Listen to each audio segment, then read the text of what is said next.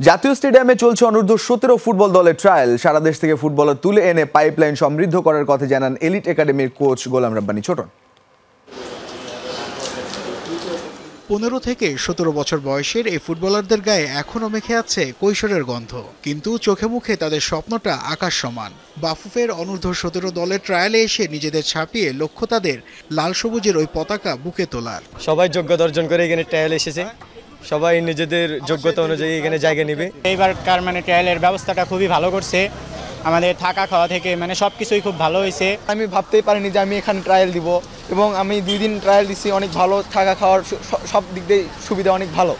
2 ভাগের প্রথম ধাপে ট্রায়ালে অংশ নিয়েছেন প্রায় 40 জন ফুটবলার। সাফ এশিয়ান কাপ বাছাই সহ অন্যান্য টুর্নামেন্টকে সামনে রেখে এই ফুটবলারদের পরখ করা হচ্ছে বলে জানান এলিট একাডেমির coach Golam Rabbani Chhoton. Technical, tactical, physical এবং সাইকোলজিক্যাল কর্নারগুলোই আপনার এখানে দেখা হয়। যে ভালো করেছে সেটা তো আপনার 11 তারিখের ফাইনাল 4 দিন ট্রায়ালের পরেই মূল্যায়ন করা হবে। দেশের ফুটবলের পাইপলাইন সমৃদ্ধ করতে এই আয়োজন বলে মত গোলাম রব্বানী ছোটনের। সারা দেশ থেকে অংশ নেওয়া এই ফুটবলারদের মধ্য থেকে অনেকেই এরই মধ্যে এসেছে বাফুফের রাডারে।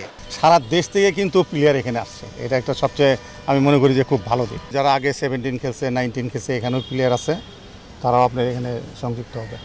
অনূর্ধ্ব-17 দলের এই ট্রায়াল সেশন চলবে 11 জুলাই পর্যন্ত। ফুটবলারদের ডাটাবেস তৈরির পর ঘোষণা করা হবে চূড়ান্ত ফলাফল। নাসিফ শুভ, যমুনা স্পোর্টস, ঢাকা।